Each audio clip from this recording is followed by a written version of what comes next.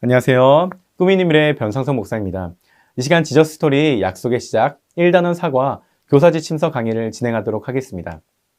먼저 사과의 제목을 살펴보도록 할까요? 노아의 홍수입니다. 읽을 말씀은 창세기 7장 13절에서 24절입니다. 노아는 큰 홍수를 내릴 것이니 방주를 만들라라는 하나님의 말씀에 순종했습니다. 그리고 완성된 방주에 그의 가족 8명과 생명의 기운이 있는 육체가 암수 둘씩 다 들어갔습니다.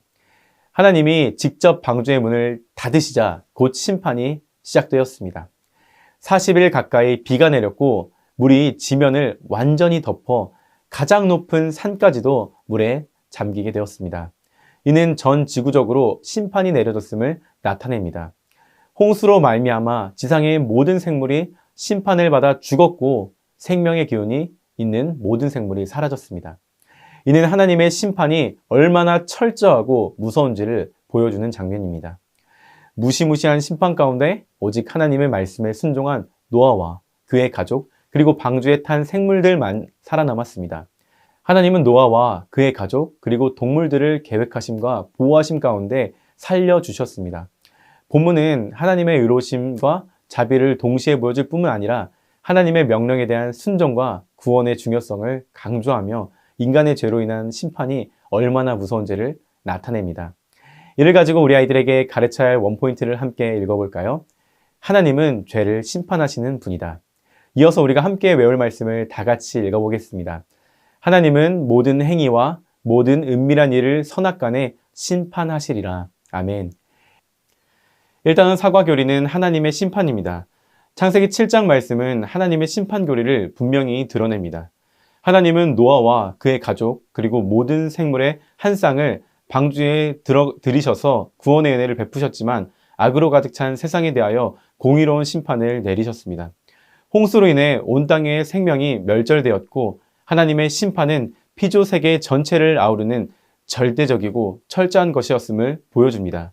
이 사건은 하나님의 심판이 죄악에 대한 공의로운 응답임을 나타내며 동시에 하나님의 구원의 계획이 예비되어 있음을 보여줍니다. 심판 가운데서도 노아의 가족을 보존하신 것은 구속사의 방향성을 드러내며 하나님의 은혜와 심판이 조화를 이룬다는 교리를 가르칩니다. 이 교리를 통해서 아이들이 말씀을 잘 이해할 수 있도록 안내해 주시면 됩니다. 이제 웰컴 활동을 살펴보도록 하겠습니다. 웰컴 활동의 제목은 교만하면 망해요입니다. 어떤 일에 자신만만했는데 좋지 않은 결과를 얻은 적이 있는지 생각해보고 친구들과 나눠보세요. 이러한 질문을 가지고 친구들과 나눌 수 있도록 합니다. 그리고 이어서 이렇게 인도해 주시면 됩니다. 고마워요. 잘 나눠줬어요. 나눠줬던 경험들을 통해서 내가 스스로 잘한다고 교만하면 안 된다는 걸 깨달았을 거예요. 오늘 말씀에도 하나님의 말씀에 불순종해서 심판을 경험한 사람들이 등장해요. 교만이 어떤 결과를 경험하게 되는지 어드벤처를 통해 살펴보도록 할게요. 이렇게 웰컴 활동을 인도해 주신 후에 어드벤처로 넘어가 주시면 됩니다. 다음으로 어드벤처입니다. 어드벤처에서 3가지의 질문을 통해서 말씀을 살펴보도록 하겠습니다. 첫 번째 질문입니다.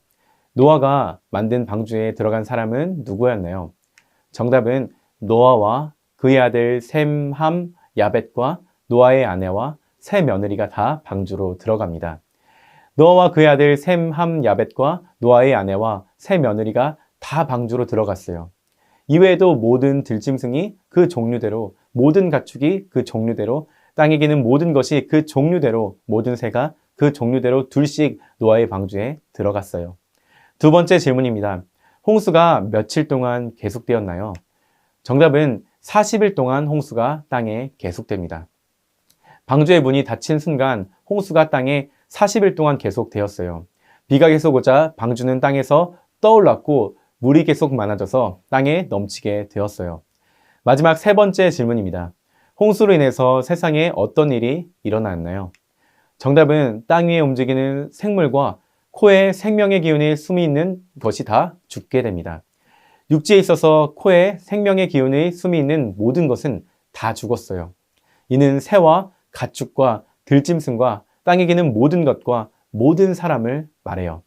이 말씀을 가지고 밸류 질문을 이어서 할게요. 첫 번째 모두 질문입니다. 세상을 홍수로 심판하실 때 하나님은 어떤 마음이셨을까요? 하나님은 세상을 창조하실 때 너무도 아름답게 만드셨어요. 그런데 죄악으로 변해버린 세상을 바라보시면서 안타까워하시고 슬퍼하시면서 진노하셨을 거예요. 다음으로 서로 질문입니다. 홍수로 세상을 심판하신 가운데 노아의 가족을 구원하시는 하나님을 보면서 어떤 생각이 들었나요? 하나님은 세상의 모든 사람을 다 심판하셔서 없앨 수 있으세요. 그럼에도 불구하고 하나님은 사랑으로 당대의 의인이라고 불린 노아와 노아의 가족들에게 은총을 베푸셨어요. 그들에게 방주를 짓도록 하시고 살려주신 것이죠. 이를 통해 하나님의 은혜와 사랑을 볼 수 있어요. 마지막 개인 질문입니다. 하나님은 죄를 심판하시는 분이에요. 하나님 앞에 불순종하는 나의 죄악된 모습은 무엇인가요?